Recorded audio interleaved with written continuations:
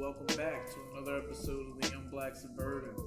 I'm here with my guest today, David Justice. Dave, how you doing? Good, how you doing, sir? I'm doing great. Dave is a realtor, Young Black Suburban first, Young Black Suburban realtor from Maple Shade, New Jersey. Yep. He said a couple of places he was from. Is Maple Shade where you rep? Is that?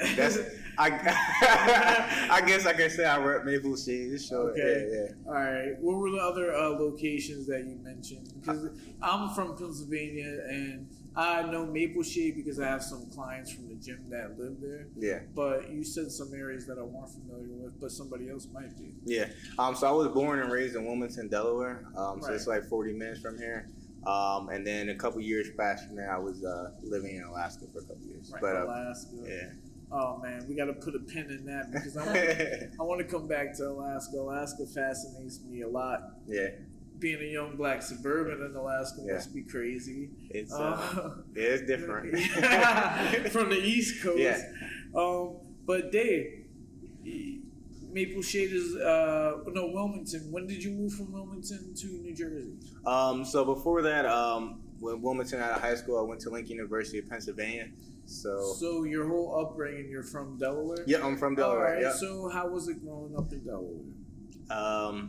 It was nothing special, I guess I would say. It was definitely great people, but it's a small state, so you're always pushing for bigger things. You know pretty much everybody. If not, you know somebody that knows that person. So you kind of get that vibe. But everybody's looking to Philly, New York. It just always felt like Delaware was small and there wasn't enough there. So I think, at least for me, my extroverted self was always just looking for something outside of Delaware. When you were in Wilmington, you thought, I want to go to Philadelphia. Like, that's where you want to go to, that's where the energy was? That was just like the next major city. Like, you weren't, I wasn't thinking LA. I wasn't thinking Miami. I was thinking Philly. You're thinking New York. You're thinking maybe like Florida or something. Right. But Philly was the next closest, biggest thing. So that's where, you go out for the weekend. That's where, people from out of state, they were talking about Philly. So. Because it's what? 15, 20 minutes? Yeah, like 30. 30 like 30 minutes. Yeah. With no disrespect at all. I don't have any disrespect, but being from, I'm technically Bucks County, but we're 5 miles away from Philadelphia. Yeah. Delaware often gets forgotten about. Oh. It often is not even a thought in our mind. I just went down there. We talked a little bit before the show and did a public speaking. It was like really my first time ever stopping in the state. That's crazy that you say that. Yeah. I mean, I believe it, but it's crazy. It's I mean, I've been in the car going that way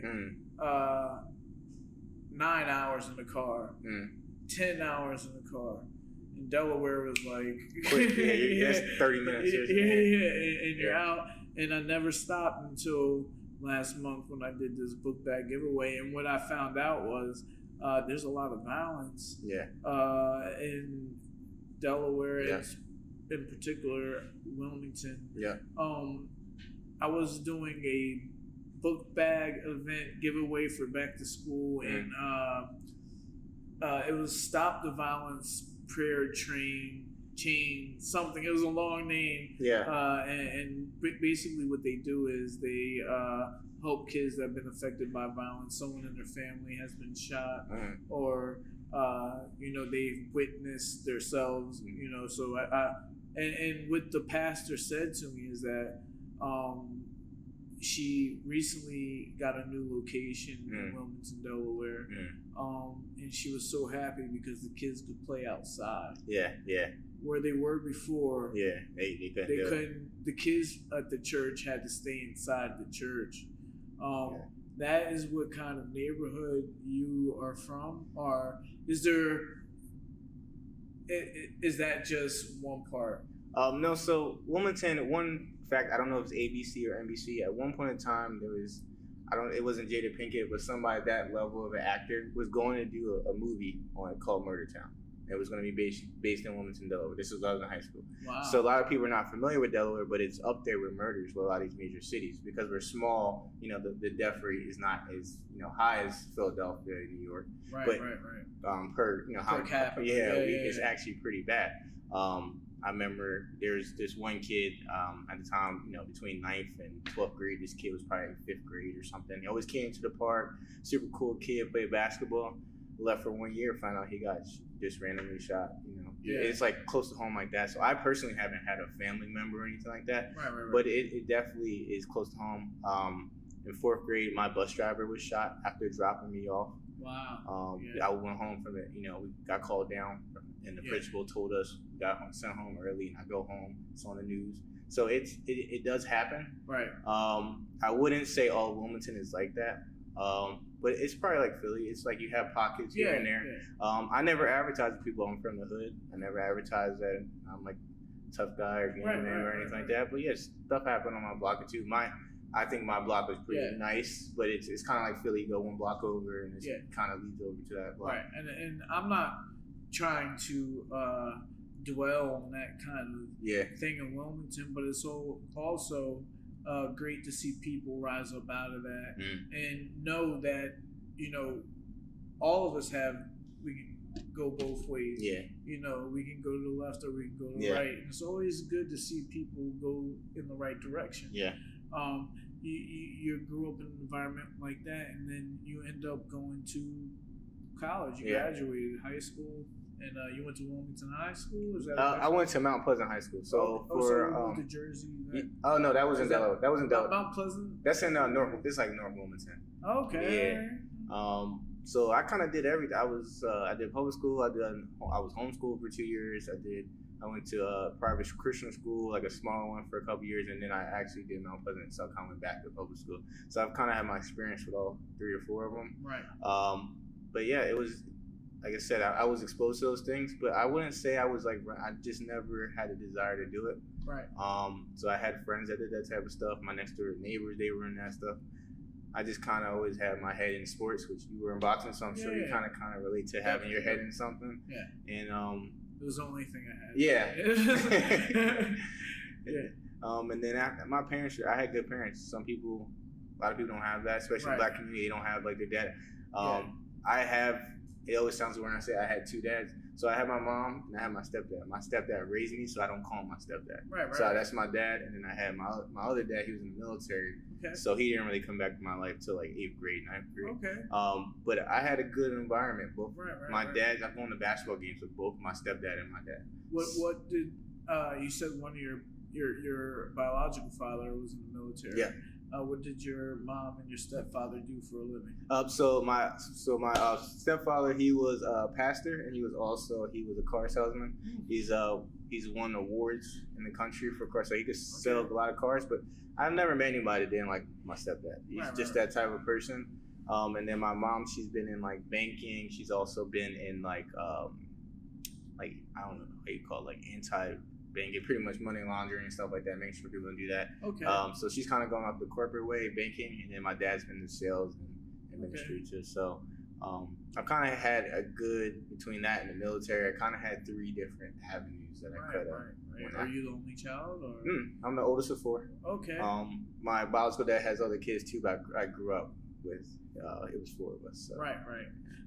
Often in African American families, we don't say half sister or step sister. Yeah. We all, I'm the same way. I have if we're going by other certain people's standards, I have 3 half sisters and 2 sisters that are, I guess, whole sisters. I guess. Yeah. But I just say I have 5 sisters. Yeah, I had So if we're doing it that way, I grew up in the same household. There was 4 of us. I had 2 sisters and a brother. But my biological father, when he came in my life, I had 4 or 5. I haven't met all of them. Right. So there's 3 that I had. Yeah. So, but I still feel like whether it's just one parent or both, that's my brother or sister. Right. And it's goal of mine to meet the other 2 or 3, in the next couple of years. So, but I agree with you. I'm not a personal fan of people calling. I noticed that is a cultural thing as well. Yeah. we don't really say that is you're our brother or you're a sister. Yeah. So you have this upbringing where you're in the house. You know, you have 3 parents for all intents and purposes. Yeah. How were you as a school student scholastically? My mom said I should have gone to Ivy League, but I didn't like school like that. So I was a 4A's 2B student. If I was like my sister, she's actually in Princeton now. Like, oh yeah. So we had it in us to be smart. Right. I just personally didn't. You were brought up with an academic mindset. Yeah, things came to me like easy to me, like math and science and stuff. But if my attention wasn't in class, I was talking. Wasn't a bad kid, wasn't always in fights and stuff. But if I wasn't interested, that's how I got the B or C. Right. But if I was interested, I was an A student. So I graduated like a 3.3 or 4. You know? But I think school is good. Like I said, I was more focused on sports at a certain point. Yeah. So what sports did you play in school? So I did. I did football for a couple years, but that was like middle school. High school, my thing was soccer, track, and basketball. Okay. Track I only did for like a month or 2, and I ended up running college for it. So I wish my dad was D1. Everybody in my family did track. I never went to school that had it. So my senior year they had it. I did it for like the last semester. Right. But my thing was soccer and basketball mainly in school. So basketball, I want to say, is typical, but in your inner city, that's kind of like your thing. That was like my passion. Soccer was something in 8th grade I laughed at. Just thought it was kickball. Yeah. I was one of the fastest in school, and they said, come try it out. They started me in the first game. I was trash, and they benched me the rest of the year. Yeah. And that motivated me, and ended up like starting and getting offers and stuff like that. Right. Basketball and soccer were my thing. Yeah, and so you graduate from high school, and then you have to choose what college you're going to. Yeah. How was that? Was there a discussion in your house already? Like, where were you going to go, or what were you going to do? Did you know what you wanted to do with your life when you went to even apply for college? Like most people, you think you know what you wanted to do, and you haven't experienced the world. So at the time, I wanted to be an engineer. I was always like I said, math, science. I was always tinkering and taking computers and stuff like that. So that's what I wanted to do. But I also wanted to do sports. So I had a couple smaller like Christian colleges for soccer. I could have went to University of Delaware, but it was too close to home for me. Right. Del State, again, that's like where everybody I felt like was going to. And then there was Lincoln University, which is HBCU. My grandmom and my uncle went there, first HBCU. So I kind of was like, I wanted to go there, but it was a smaller school. And then there was also University of South Florida. I was really big on diversity from a young age. So I found that University of South Florida was the #1 international school. Like, I think like 60% of the school was not from America. Right. So I was like, this would be cool. I go to Florida, but they wouldn't give me any money. So I had this decision pretty much where it was like between Lincoln University, give me a full ride, minus like books or something. And this is for track.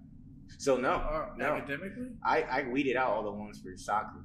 I didn't have any basketball scholarships. I had scholarships for soccer. Okay. But I didn't want to go to the schools. So I figured I would just walk on wherever I went. So I chose it was either Lincoln University, where I can get a full ride, pick academics, my family, be around Black culture, be like 40 minutes away from home. But I had to sacrifice soccer because they didn't have it. Right. Or I would go to USF, which would have everything, a big school and everything, but they wanted like $40,000 a year going to debt. So the hustle. Yeah. So pretty much between my parents and just me kind of debating what I wanted to do, I chose not to take the debt. Right. Looking back at it now, I wish I would to the other one. Yeah, but that's that hindsight. Yeah. And that hindsight will kill a human being, Yeah.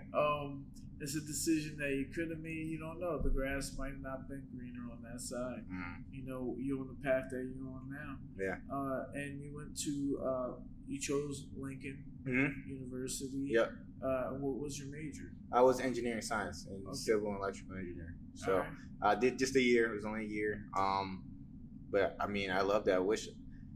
I'm glad I did not stay because I think it was good for me to go, but I will finish college. I think that was a great experience for me. So You didn't finish? No, I did not. Oh. Yeah. But I wasn't kicked out or anything. I just left. Finish. Well, how many years did you complete? I just did 1 year. I got my second semester I got out April 10th, and I was out doing my other career we'll talk about in a minute, military. I left like a week or two after that. Right. So I still had a scholarship. I just didn't think it was for me, and I just left. Right. So let's just dive right into that. So the day comes where you have to decide whether you want to continue your education or not continue education, because obviously the military you learn skill as well there, but you have to decide, I want to, I guess, drop out or stay. Did you consult with your parents at that time? After I kind of already made the decision. I still gave them one say before I signed anything, but I was already talking to recruiters, taking the test. They already had came to the college several times. But what made you think that the military was the way to go instead of traditional university? There were I would say three main reasons. The first main reason was I wasn't on a path that I liked. I was never a partier. I was never all these different things that, and they weren't necessarily bad. I just knew I wasn't in the right place. I came to college to get a degree, and I was not doing anything about it. So I felt like I was just wasting an opportunity. So I really just wanted to get back. If it wasn't the military, whatever it was, I just needed to do something different to get back on path. The second thing was before college, I was considering joining the military. My family was either in banking and finance, or they were a cop, they were a state trooper, they were in parole, a lot of my family's been in the military. Right. So I was really exposed to it at a young age, so I was already considering it. And then the third reason was, I think that was probably the main two right now, I guess, would be just the change, and then also just I was already considering it. So I was like, if I'm not going to do college, I might as well go do what I was going to do even when I graduated college anyway. Yeah. You get to the military. That's a whole nother different world. And I guess you have to find out what you're gonna do with yourself while you're there. Yeah. Where did you go from there? So I got out college April something. I was on a bus going to Maryland. I don't know, like first week of May or something, like second week of May. They shipped us out to my first duty station where basic training was Oklahoma. Never a place I would ever consider visiting before this time. Then I did some training in Georgia, and then I ended up going to Alaska. So I went around a bunch, 3 or 4 different states. But it was definitely a good experience. I think it's good for some people it's not. Yeah. But it definitely changed my life. Yeah. What was your MLS? What is it? Yeah.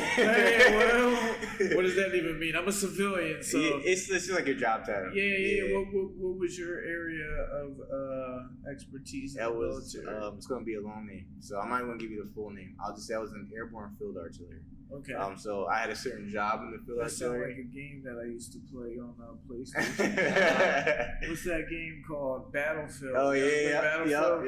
Yeah. So field artillery, so you got infantry, they're going out there on the front lines or whatever. Then you got, medical people, all these different type of people. Field artillery is still combat. We're those guys that are right behind them, like a mile out, that are shooting over them. Okay. That are shooting. So, if Osama bin Laden or something's in a building, they need airstrike. Or the guys shooting the tanks over them. And then what happens is sometimes you get overrun, so we turn into infantry. That's a general understanding of field artillery. My specific job for them was I was the one on the map drawing out the angles for it. So you were still engineering, sort of. Kinda. My mom, I wanted to be in infantry. My mom was like, I don't want you to die, type of thing. I don't want you to waste this degree. Right. So my compromise was I'll be combat, but I'll still kind of do some math related things. So it takes someone with a strong mind. To want to be infantry. Yeah.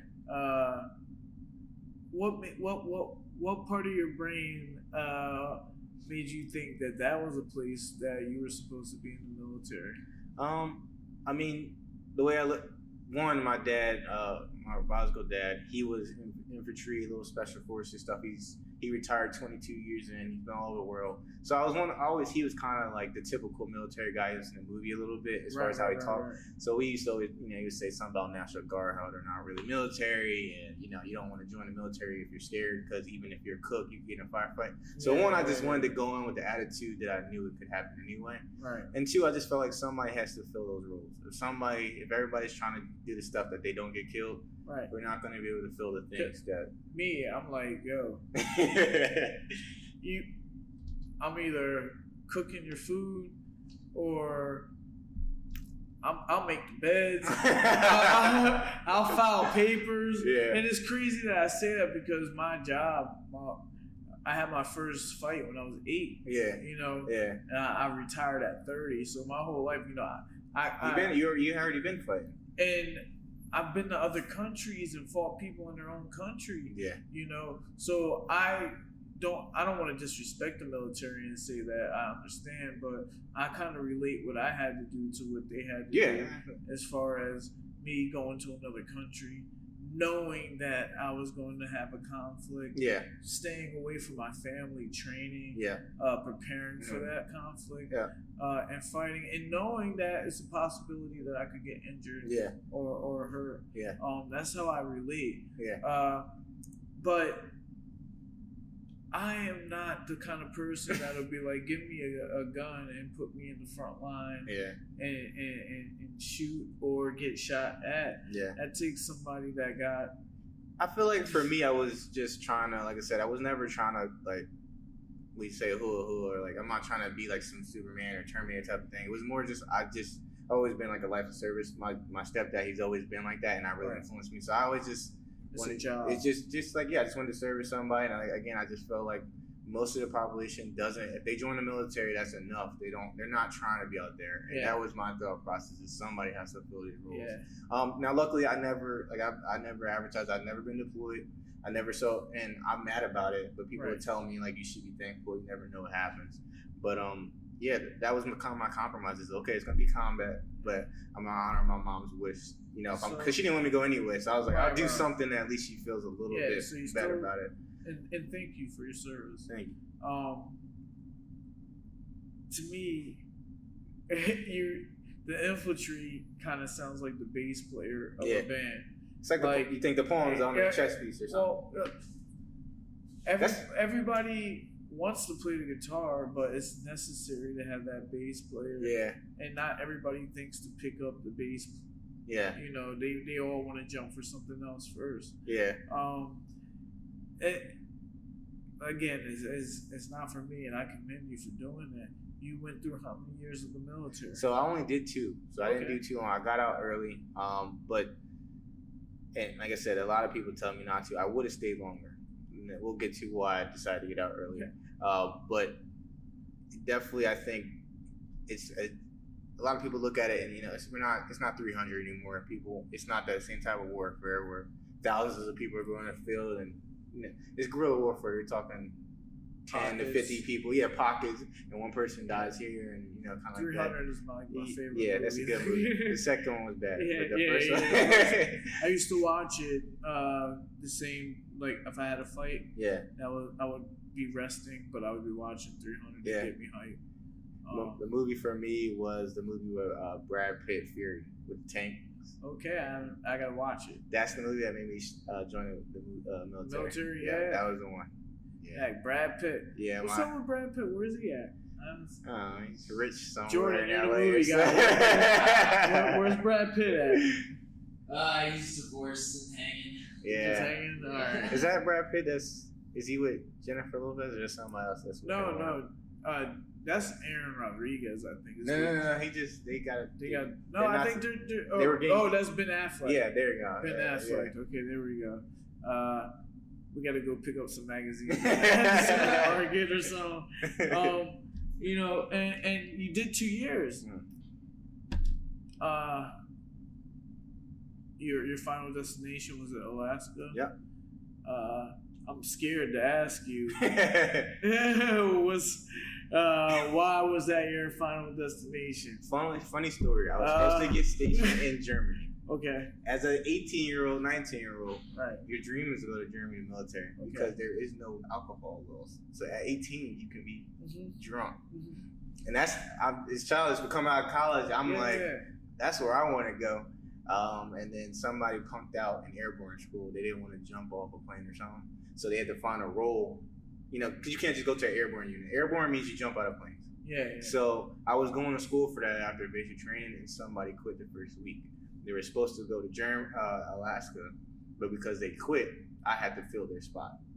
So it was really random. In a couple weeks, I went from I'm going overseas to I'm going to Alaska. Yeah. And, I was probably pissed off because I'm thinking what everybody else over is thinking. It's going to be snowy, it's going to be cold, it's going to be polar bears, it's going to suck. Yeah. So it happened really quick. I came home for 2-3 days and then I went to Alaska, and it wasn't what I thought it was going to be like. So it's Alaska looks like what it looks like outside right now. Yeah.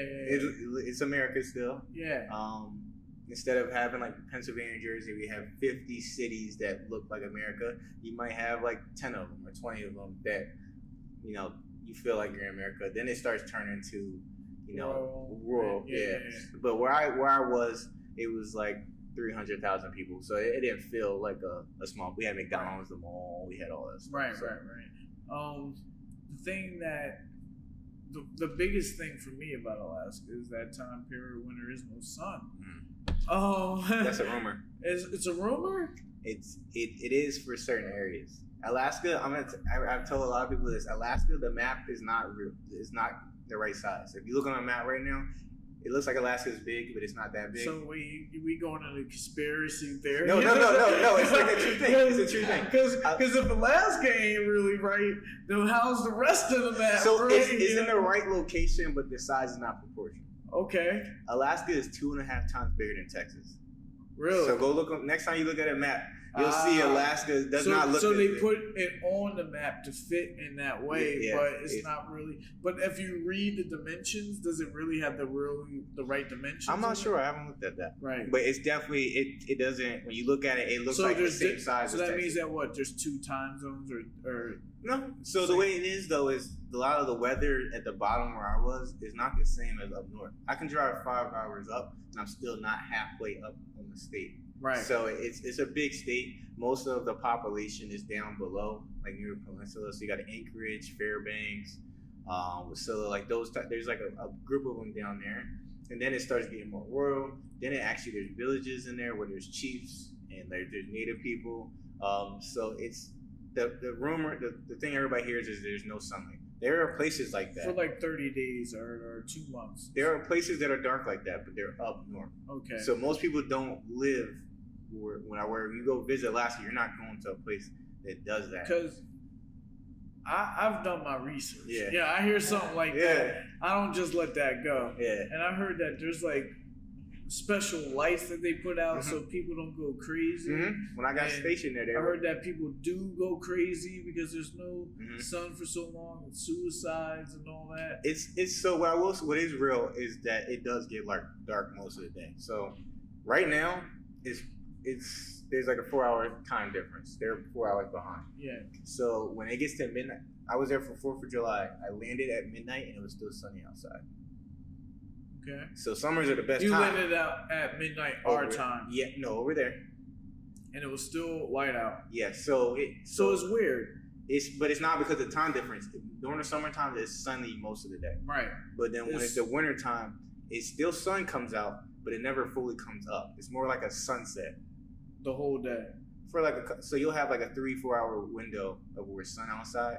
And then midnight. So imagine if you were in this building right now and there was no windows in here, you were customer service or something, and you had to work 8 hours and you never went outside. Yeah. To you will go all winter without seeing the sun. Yeah. But I was in the military, I was outside, so I got to see the sun. It would just be for a small gap of the day during the winter time. I got you. So that's where people get a little depressed. Is because it's you're working all day long and you're not getting any sun, and even when it comes up, it's more like a sunset. It's not really it's not really a sun, so you're stuck in that little haze and all that.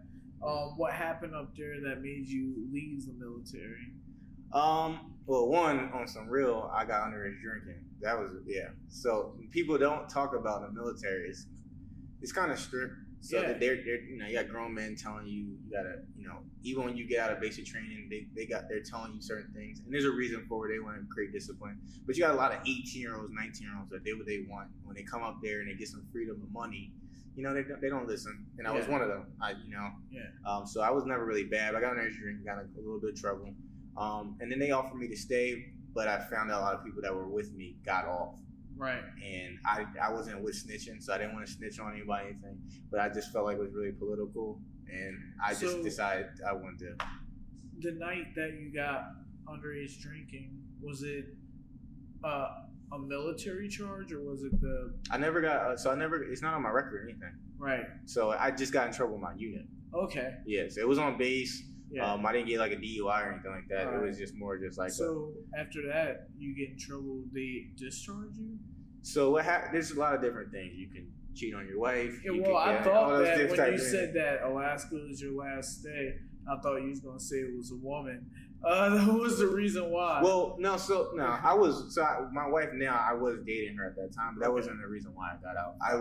My thing was like I said, I thought it was political. I felt like a lot of people got off that did worse than me. You know, I did a lot of people that had excuses, and I just was like, I'm not gonna speak for the whole army for my unit. I just didn't feel like it was fair. They were giving me the same treatment everybody else, and I thought they were trying to ruin my career over something that wasn't really that deep. Right. A lot of military grew up where if you were in the military, you could drink at 17, 18. Right. But they changed that the last couple of years. So a lot of my sergeants that used to do the same thing I did were, you know, treating me like crap. So I didn't feel right with my conscience. I didn't want to be a part of it anymore. But yeah, you can get in trouble for a lot, and what happens is they discipline you on base. So what happened for me was that I had to go like 2 weeks where I worked like 6 to like midnight. Really? And the commanders for 2 weeks? Yeah, 14 days. So no days off. But like slave stuff. Literally just going around, just like, you know, mopping, sweeping, cutting, you know, somebody, a community, a driver, whatever. It wasn't like hard labor per se. It was more just like you got just tedious. To be honest, I don't want to lie, but I believe I got either no pay or really lower pay. I can't remember what it was, but they hurt you on your pockets and then they take your time away too. So it doesn't make you not want to do it again. Right. But yeah, I just kind of was like not with it anymore. So. I'm stuttering now. I'm trying to get out. But a common person, all right? Mm-hmm. We hear of all these people getting discharged. Mm. We don't know what really happens when that day comes that you're discharged. The day comes for you to be discharged. Mm. What happens that morning? How does it? We have this document called a DD-214. So they give me that, so it pretty much discharges and tells me like what I, what type of charge that I get out of. There's general, there's honorable, there's under, dishonorable, different stuff. And then, you know, you sign certain paperwork, whatever. Yeah. You talk to your unit one last time, and I drove off. I turned my military ID. I drove off base, and that was it. It wasn't really anything special. So, what was your charge dishonorable? No, mine was general under honorable conditions. Okay. So I have pretty much most of the benefits minus education. So they won't pay for me to go to college for free, but I don't have any tarnish in my record. It still says under honorable conditions. It's pretty much I didn't serve my full term. Right. So I'm blessed that I got that, because if you get dishonorable, that's a really, really it's kind of hard to do. A felony. Yeah, right? Yeah, it's kind of hard to do. Yeah. So. You drove yourself off base? Mm-hmm. And where did you go after it? The sergeant someone has to drive me off. Yeah, but when you get off of base, that was just a normal person at that point. And you had your own vehicle? Yeah, so my girlfriend at the time is my wife now. She picked me up and start a new life at that point. Exactly. So this is a great story because... sorry, I feel like No. Because you're 24? Yeah. 24 years old. Yeah. We went from Wilmington, Delaware, up to your dishonorable. Oh no, sorry. To your general honorable. I don't really know. You're good. It's yeah, that was messed up with me, but that is a lot of life already. Yeah, And now this story at this point, you're driving off into the sunset with your girlfriend at that time. Yeah. And now she is your wife. Yeah. I mean, that's a day that you don't forget, I'm sure. Yeah. What was the plan from that point on? So when you get discharged, they give you one plane ticket that you can pick wherever you want. I don't know if you can go out the country unless you're like not from the U.S. Yeah. But you can go anywhere, just one way. Yeah. So at the time, I was not coming back to Delaware. My ticket was to Florida. Yeah. I got discharged October, November, something like that. No, I got discharged January 15th or something. My plane ticket was for January 30th. So I was gonna be in Alaska for 2 more weeks. I ended up staying because I just felt like my girl at the time was gonna be my wife, and that's why I stayed. So you stayed in Alaska. I stayed for my wife. I did not get out. And that's where she's from? She's American Samoan. Okay. So that's most American. Not too many people are familiar with Samoan. That's I feel like you gotta look similar. A lot of people say that. Yeah. But my wife. So Samoan is Polynesian. So that's Hawaiian, Tongan, New Zealand.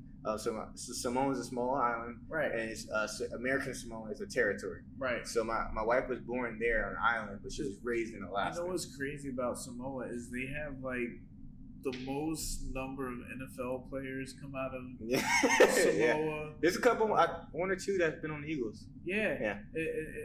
They're the biggest export of NFL football players. Yeah. In Samoa, there was a famous heavyweight boxer, David Tua. He was Samoan. Yeah.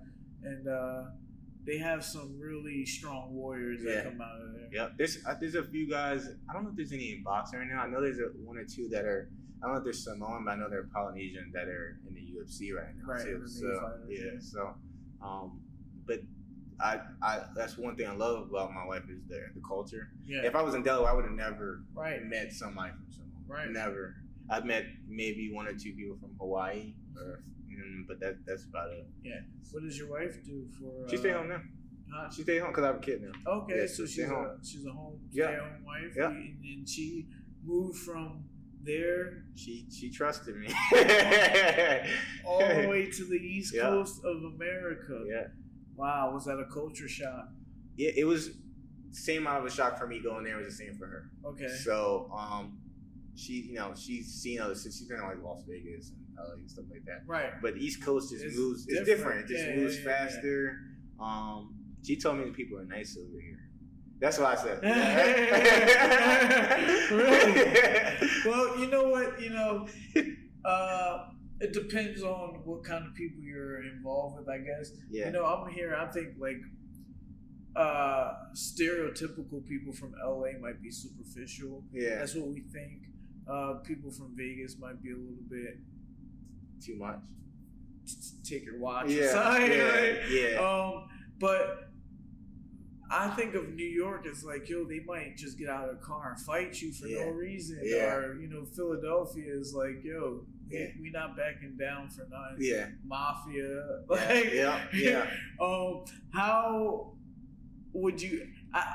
the nicest places to me are the places that are in the mid of America. They're probably where there are no places. people. Yeah.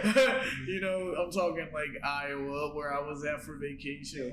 Those people are you can punch them in the face and they'll be "Oh man, I'm sorry you did that." She thinks that New Jersey is nicer than people in Alaska. It's I don't know why.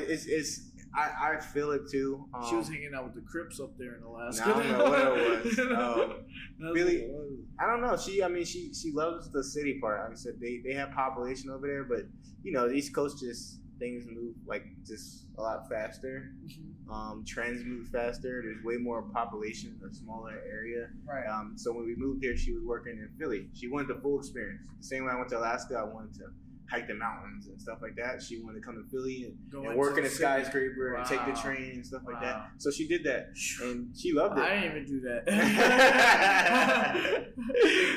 She worked at this I think it was the Cyrus Center, which is right attached to the 30th Street Station. Whatever that skyscraper is up there. So she worked there. She was in like mortgage. Okay. So she loved it. She loved it. Wow. So we got a kid, and she's home, and she's.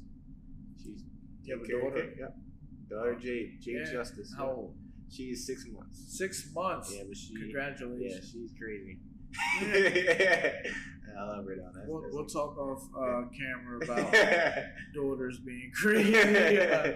But so how long did you stay in Alaska before you made this transition over to including the military or not the military? No. Oh, you got discharged. Because you had to start working. You know, we're men. We can't eat, off the government. Yeah. What I'm trying to get to is, did you start preparing for the life that you have right now when you were in Alaska, or did you wait until you got to the East Coast? I'll be honest, where I'm at now, I did not think it before. I wouldn't say I underestimated myself. It wasn't in my head. Right. But it got out January 2018. We left. I got here in June 20. I want to say 19. So I was there for like a year and a half. I was in car sales right afterwards. So I'll be really honest. I always tell people I'm thankful for my wife because I was a deadbeat guy for about a couple of weeks. It wasn't because I wasn't looking for a job. I just couldn't get one for a couple of weeks. Right.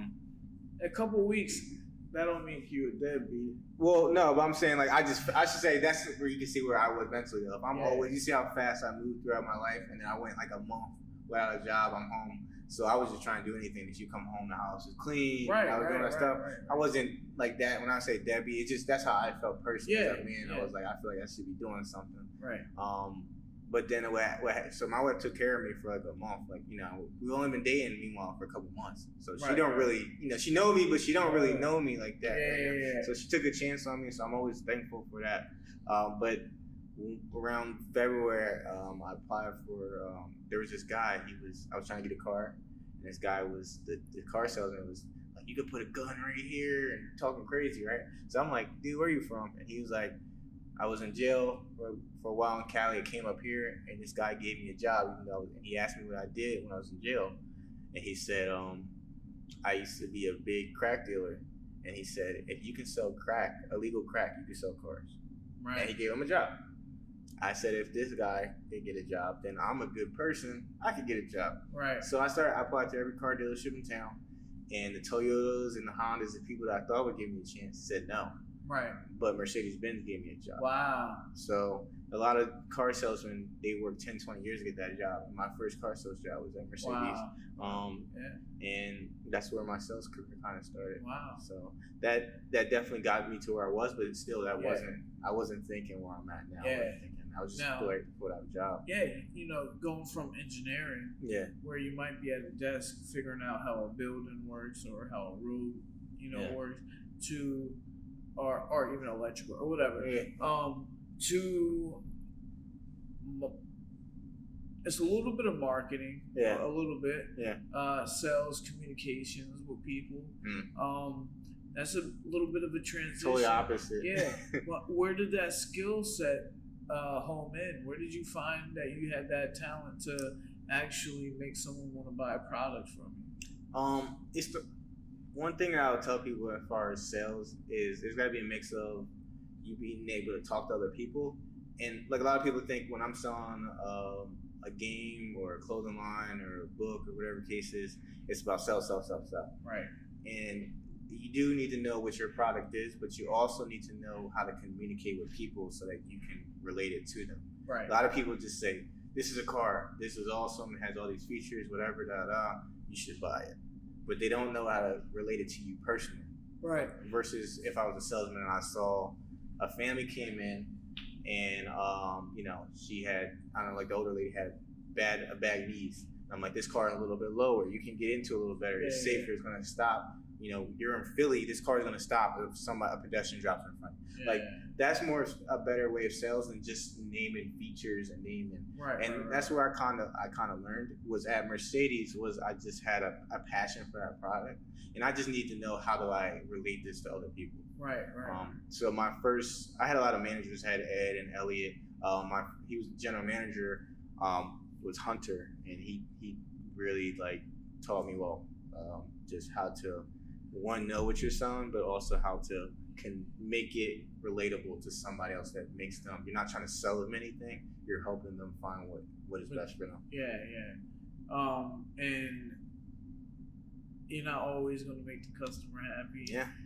It's a hard hustle when you're selling a product. How do you deal with, that roller coaster of, I got 20 sales this week. I got 1 sale this week. How do you stay motivated in that kind of system of working? I would say, I think there's like a huge debate whether everybody can be taught sales. I think everybody can be taught sales, but I don't think everybody's built for it. Because like you said, it's a mental challenge. I feel like for the last couple of years, I never had a salary. Every month, my paycheck is different. And that is mentally draining when your bills only go up or whatever. So you have to be driven for it. That's pretty much it. You have to be built for it. I don't think I'm tough for anybody else. You just gotta be able to. If you don't have a strong mental game where you can deal with that or it doesn't stress you out, then a commission job. The military help you with that? Yeah. I've been through some stuff that doesn't make me like I don't stress as bad as somebody else. I think I should say it differently. I stress just as much. I know how to deal with it a little bit better. Right. But so I would say a little bit to that. But also, like I said, I was a people person. So I learned really quick the reason, and I think any salesperson can do it, is I learned why I sold really well. And it wasn't that I knew as much about everybody. It wasn't that I was like a slick man in a suit or anything. It's people like me. Right. So I realized really quick if I could just connect with people and they like me and trust me, when they did want to buy something, they only came to me. That is pretty much the rule of sales. Yeah. People give money to people that they trust, that they like, that they can relate to. So me and you both were out here at Young Black Entrepreneurs. You're young. You look young. I'll take that. Black entrepreneurs, and it's not easy because where some people, like, they might be different. They might have something inside of them where someone can't see that difference. They might have a different sexual preference. They might have a mental illness, Asperger's, high blood pressure. These are things that the consumer can't see. When you're an African American, it's the first thing that they see. How is the car business, sales and all, because the business that you're in right now is still sales. As a young Black suburban, do you see that play a part in sometimes what you're doing? I would say I've noticed it more in car sales than where I'm at now. But I put it this way, where I'm in business now, I have more Black clients than anything. So I do notice it on both sides. I see, I'm not blind. I personally haven't been through anything. I've had 1 or 2 experiences, but other than that, I haven't had too many crazy racial things. But I have seen the difference. You can feel it. I would say it's more of a vibe. Sales, right. I would say that it's not too much, because it's so a public area, especially in car sales, you won't hear like too much blatant racism and stuff, but it's just like a vibe, the way they talk to you. I've had it where people just didn't acknowledge me. As a car salesman, if you're like old school, the way I sold a lot of cars was when everybody got there at the sales meeting, I would stand outside. And I would stand there, and what happens is a lot of times I would notice they would walk right by me and then go to somebody else. Even though I was right there, you met me now. You don't know me that well, but you can probably tell I'm a nice person. So I wasn't going up to anybody, come my car. I was just waving, hi, how you doing? And they would just not acknowledge me and then go right by somebody else. So I've noticed stuff like that. I'm trying so hard not to talk about myself. Go ahead. We're sitting right now in my business where people come and buy a product off of me. I'll be teaching the class. People know that I'm in charge of something. They'll walk past me. And go to someone that doesn't look like me, assuming they are the person in charge, or you ever had that happen? So when you say that, you're just saying hi to somebody and they're walking past you, not acknowledging you, I feel that as a mature black suburban. Now I think we have to change the show. Yeah. mature black. Yeah, young black suburban. I feel that. And that puts a lot of pressure on you as someone that sells to actually be able to cater to all demographics. I know you say that most of your customers now are African American, but the strangest thing about my business is most of my consumers are not African American. They're actually Caucasian. Okay. And I feel like for me, just being authentic, being who I am, people realizing that I am a spokesperson for African American entrepreneurship, because there's not that many out there. There's not many people. I don't know in your business how many car dealers are there that are African American. Yeah. I have bought cars. None of them have been African American car salesmen. Yeah. That has to be a part of you that you think about when you're here communicating with these customers and consumers. Is that something that you wear? Is it something that you think about? Is it something that you go home and you actively say, okay, I got to go to work tomorrow and think about these things? Yeah, I mean, my biggest thing. Some people don't. I'll be very frank. I'm not a big activist, and it's not that I don't believe in it. Yeah. I just know my lane, and I know I wouldn't be good at it. Right. But I'm passionate about it, and I think people need to do it, and I'm always a part of supporting those things. So I wouldn't say that I go to work and I'm thinking that, but I always make sure I want to represent my people, both my name, my race, and everything. Yeah, but not just that. It's your way that you're eating. It's your family. Yeah. It's you representing who you are. Yeah. And you just happen to be an African American. Yeah. So with that on top of that, I mean, me looking at you, I think that you represent our people good. I appreciate that. That's a compliment for anybody black, or even if it wasn't black and it was somebody else, anybody to hear that they represent their people well is great. So I mean, I appreciate that. Even though you light skinned.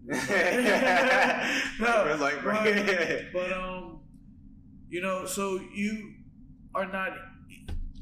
The car dealership thing is over. You're done. What was the last straw in selling cars? I won't call names. I'm not on that. But my manager, he's ready to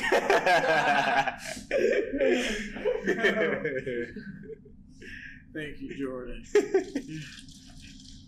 Jordan was joking before the show that I'm happy to be like, Jordan.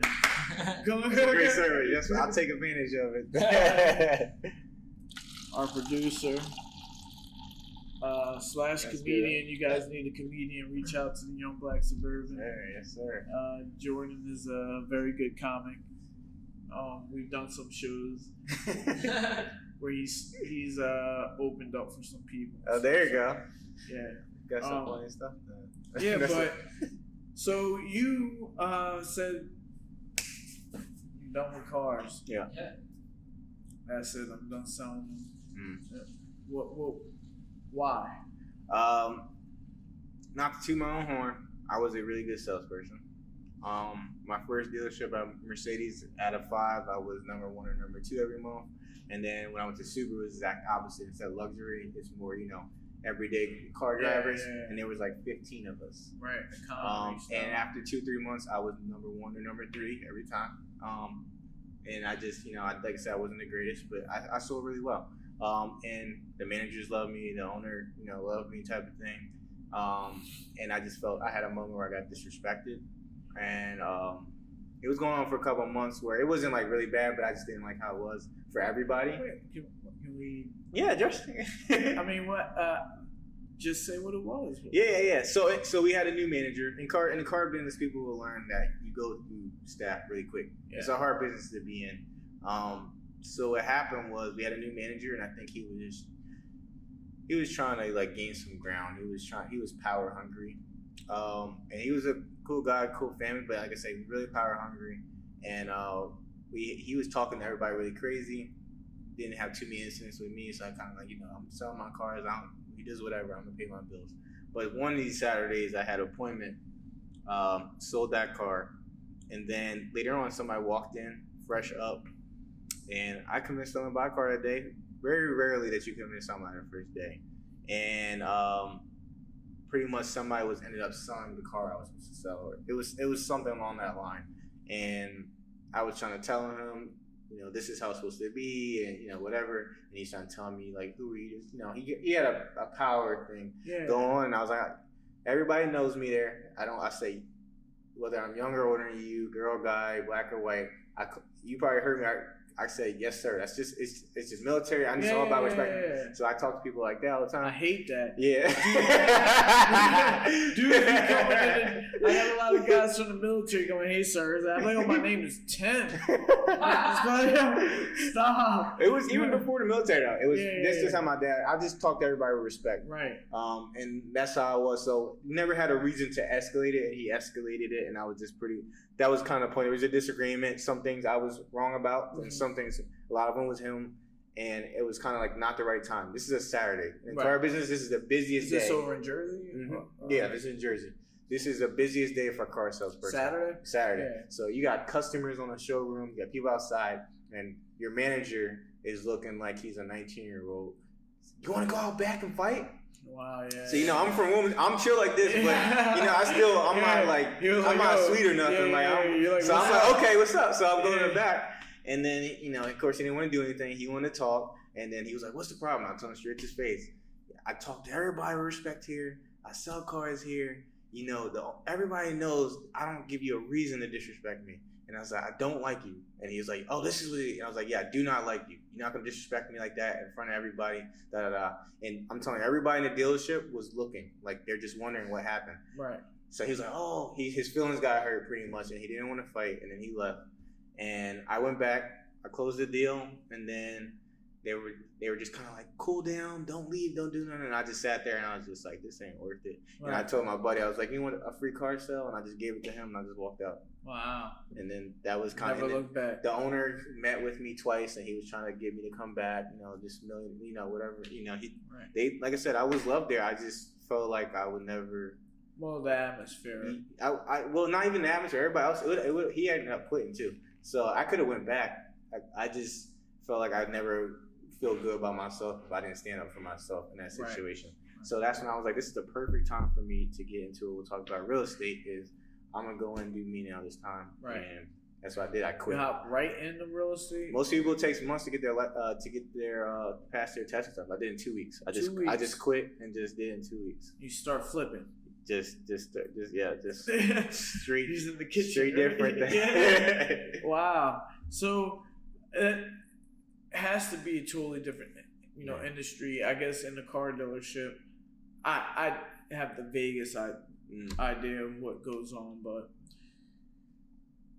you're selling the inventory that they're bringing in. They do understand it really well. Not everybody thinks that way, but I'm just saying they're bringing in these cars, and that's what you have to choose from. Real estate houses are already built. Yeah, they're already out there. Yeah. I guess you have a certain selection or a certain way that you get in and be able to sell that house, or if there's. Matter of fact, you had an open house today. Mm-hmm. How did you get to be the person to have that open house? Let's just start there. Yeah. Because there has to be a million realtors where you're at. So what happens is the basis of a realtor, there's several things. I am an advocate for you. I'm almost like, not a lawyer, but your lawyer helps your legal things. Your real estate agent, I'm on your behalf. If you want to sell So if you want to sell your house, or if you want to buy a house, I'm on your behalf. I don't make any decisions for you. But I'm helping you understand the market. I'm helping you find the deals. I'm helping you negotiate. But at the end of the day, it's still your decision to buy or sell your house. Right. That's kind of my job. So the way I got the open house was a couple months ago, I was reaching out to homeowners. And I made a relationship with one of them. He was trying to sell it himself. It wasn't going that well. And I said, look, I'm a no pressure person, but if I've sold this address close around you, if you want somebody to sell it fast, I'd be happy to help you. This is what I charge. Let me know. That's kind of like a summary of how it went. But what happens is you say, yes, we signed some paperwork. And what I do is I put it on the MLS. This is called the multiple listing service. Okay. Think of Zillow. Yeah. But Zillow, Realtor.com, all the different websites, they get their data from this MLS. So as an agent, you get access to this. Right. And I can see every house in a certain area.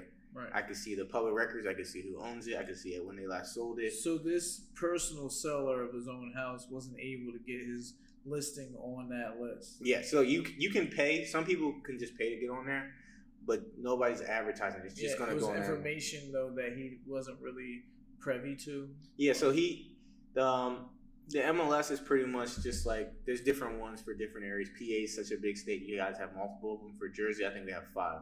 So I'm in Bright MLS, which is pretty much all of South Jersey. So I can see any house probably up to Mercer County. All right, so let's talk about that for a second because I'm from PA. Mm-hmm.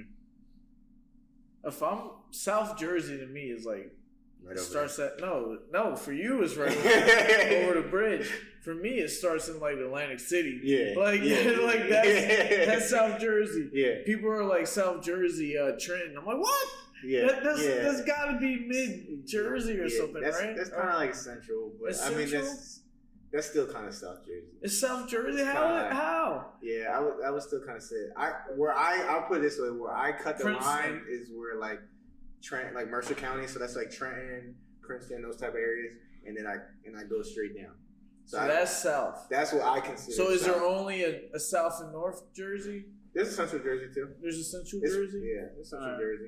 Jersey is one of the densest populated states in the country. So it's really small, but it's really densely populated.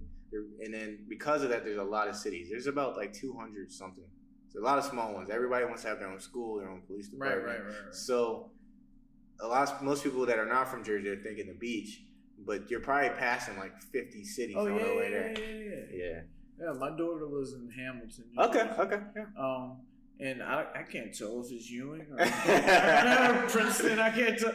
Or Bordentown is the same thing. Yeah. You know, but you're in the realtor business. You know, so basically your main job now is making relationships with people that are trying to sell their house or people that are trying to buy a house. Yep.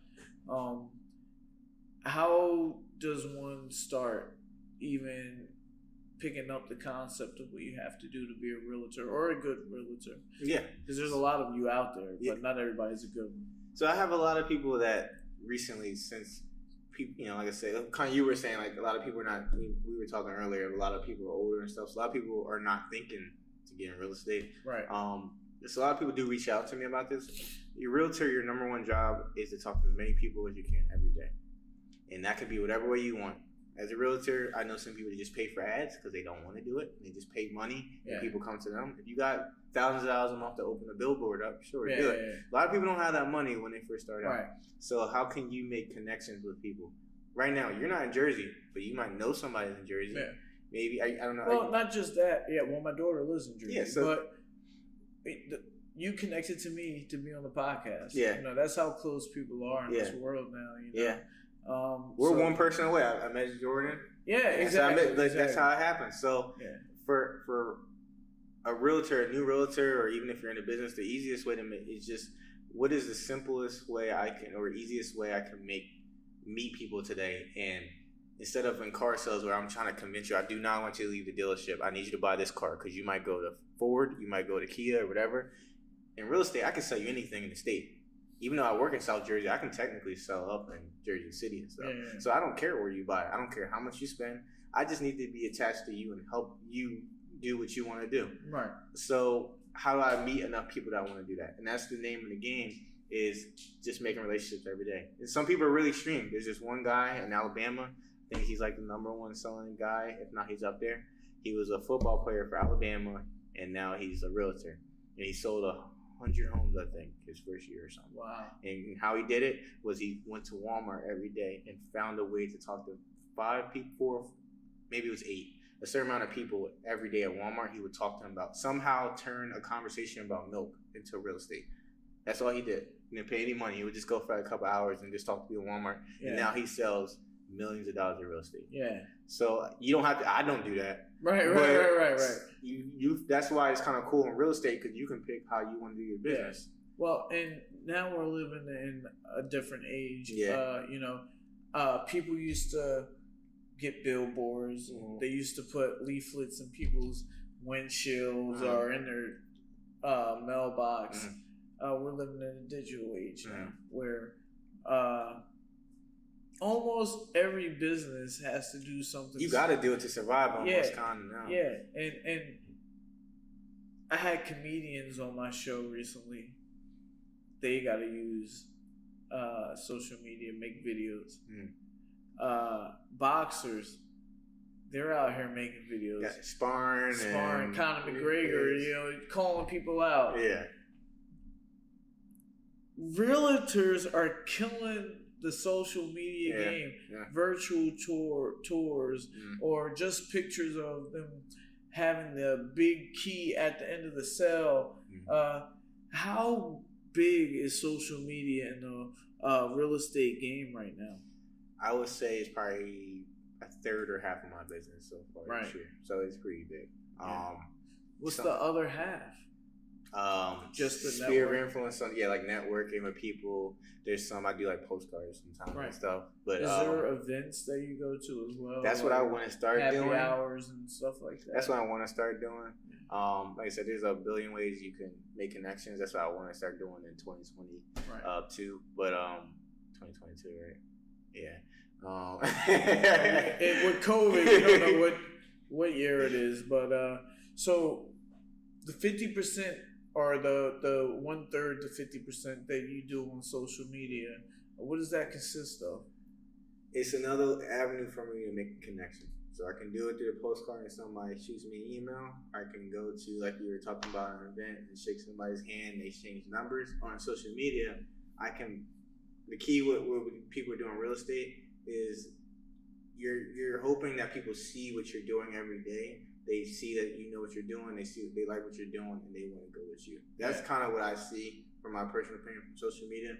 So for me, what I did, a lot of new realtors are wondering, like, I don't know anybody. When I first started out, I was 22, I think, 23. I didn't know anybody that was 22, 23. Yeah, who's buying a house? I mean, like, there's some people, but not too many people. Nobody I knew from Wilmington was buying a house. Right. So you're kind of like, who? My parents already had a house. I'm not from Jersey. I'm not licensed in Delaware. I'm licensed in Jersey. Right. So how do I meet people that want to buy or sell real estate?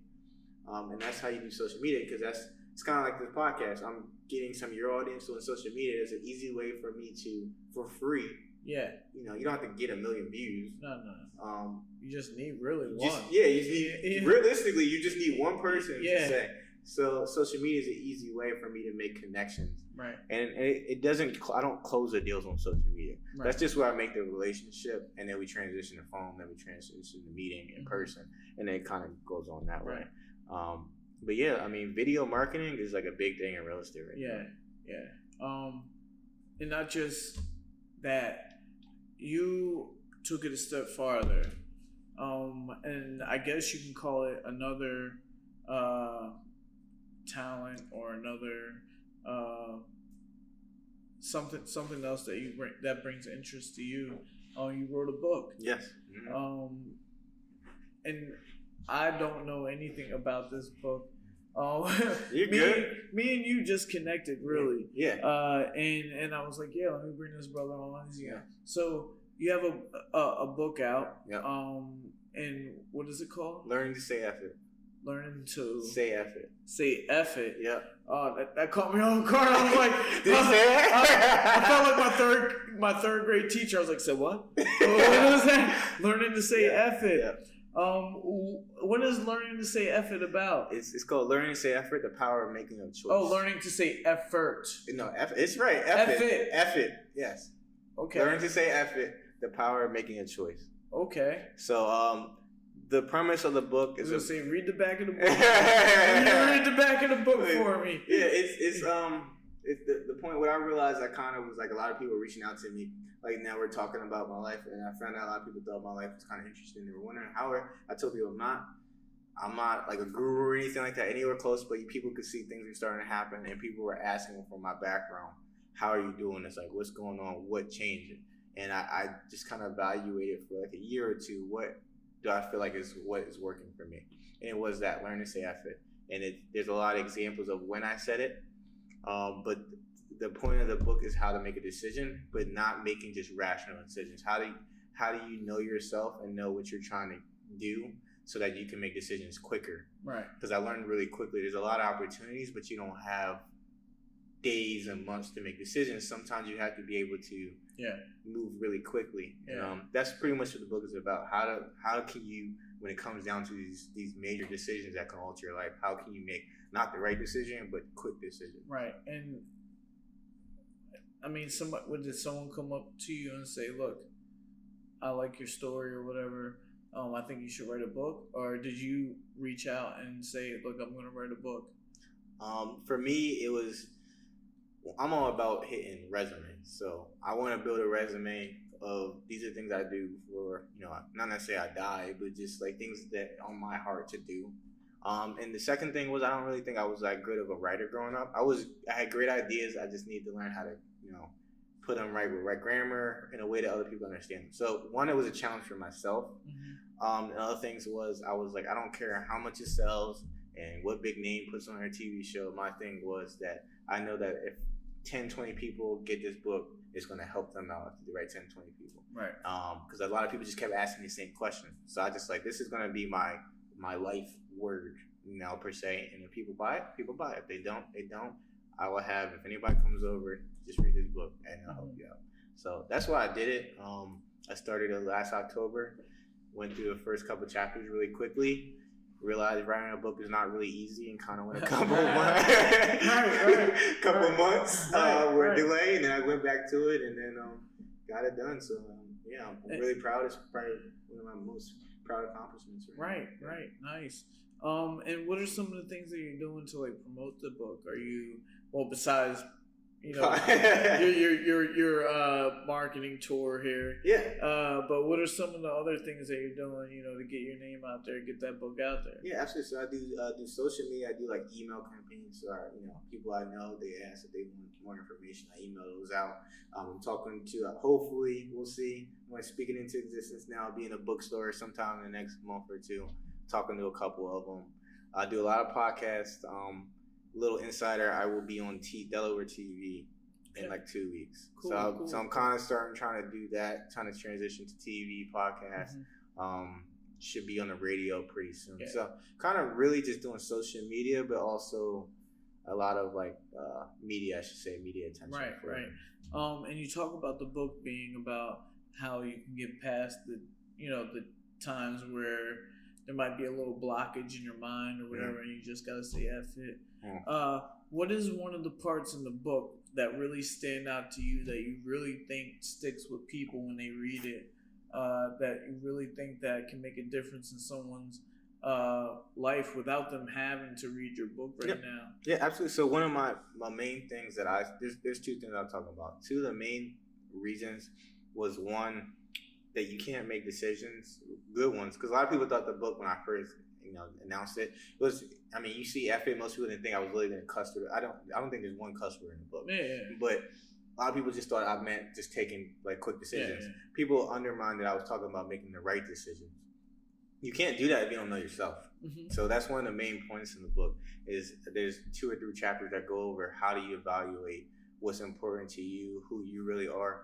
Because if you know who you are, you know the decisions that are not going to be good for you. Right. If you're trying to start this gym, there's certain opportunities that can come in this room right now that just wouldn't be good for you. Right. And that will weed some of them out. What I got to read your book. But if you don't know yourself too, you can't take care of other people. Yeah. You can't do what you have to do for the world, you know? So that's a big part that I know in my own life. Like, self has to come first. Yeah. Before you can, do what you have to do for everybody else. Yeah. Yeah. So and that will help you make those decisions. Yeah. So if you gotta help yourself, does this situation right here uplift me?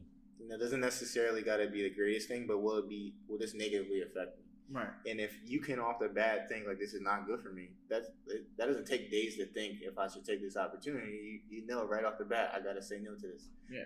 But if you don't know yourself, in the book I'm never saying that you need to know everything about yourself, but you should have a general understanding of what you want, what your talents are, what you're not good at, what you're afraid of. All those different things the book kind of goes over. And once you have a general understanding, there's one chapter called Profess Yourself. You should study yourself, and when you have good understanding of yourself, you can make these better decisions. It's kind of like we would talk about going to college. If you go to college, but you don't know what you want to do, you have all this intelligence, but you don't, you don't know where you're going to put it. Yeah, we're going to put it. Yeah, you have to structure it. I had a very good question. And then so you have this whole book and everything like that now, today. It's out or whatever. And before we close out, we're going to be able to plug that really good. Yeah. But I know you're only 24 years old. Mm. What's next? Do you see yourself selling houses for the rest of your life? Or do you see yourself doing something much bigger? There's two purposes I feel like I personally have. Like a lot of people have different things, and I've learned really quick. My job is to be a person that people can kind of feel love. So people don't, I believe in opportunities, so like I'm not confrontational. I'm not, I just want to give people opportunities to feel compassion. So wherever that goes, that's where it leads. So whether that is volunteering, whether that is, service work or traveling, that can come into play. But my main thing I really want to do is create opportunities from where my area is. I want people that I can see, like you were saying, from Wilmington, that you can do, whether that means I end up creating a huge business in Jersey, or if that means I end up in LA, if I go overseas, where I just want people to see that somebody from like you said, that you drive right by Delaware. Yeah. You don't know that there's people, there's the guy that just for the Bucks, he just became an NBA champion. Della Donna's a WNBA champion. Joe Biden, whether people make this political. He's from he's probably the most famous person I know. There's people from the most famous person I know from Delaware is the tax man. Who? Because taxes are different in Delaware, right? Isn't there like there's no sales tax? Yeah, there's no sales tax. The IRS is the most famous person I know in Delaware. Yeah. And the fact though that you have the drive to be, a reason to drive to a place like that or to wherever you are is a testament to who you are. And I want to reiterate that you're only 24. Yeah. Being 24 in the world like we're in today is hard enough on its own. Yeah. You have the pressures of social media. You have the pressures of your peers. To have you be able to navigate yourself from Wilmington, Delaware, through Alaska, through New Jersey, even though you have a good structure at home, this is a lot on your own. You're a grown man already, Yeah. I'm only saying this because, let me see, I am about 13 years older than you. I was 14 years older than you. For you to figure out the structure of life this early is a great thing. Yeah. I don't know if you have it all figured out. I just met you. But it seems like you're on a great path. Yeah. If people want to buy your book, where are we going to find it? So I have a blog called The Young Merchant. It's literally about young entrepreneurship, where I put articles about how to write your kids off for taxes, just different ways how to start an LLC, different things like that. I interview a couple of other entrepreneurs and stuff. Maybe we'll have you on there sometime. Yeah, definitely. Tim. You say yes? My name's Tim. I know it was an hour ago, but that's gonna be the thumbnail for this. Tim. Yeah, you don't have to call me sir. But yeah, so my blog is you can go www.theyoungmerchantblog.com, and that'll be the way you can get your copy of it. Cool. I'm also going to be giving a few away soon, so you can go on Instagram at David M. Justice. I'll be giving some away on there too. And what if we have a lot of fans and people that are in the tri-state area? if someone wanted to contact you about real estate, how would they contact you? You can do it via email. It's david.justice@foxroach.com or my cell 907-302-1702. So either cell, email, DM me, whatever. I'm on everything. So. Yeah, that's great.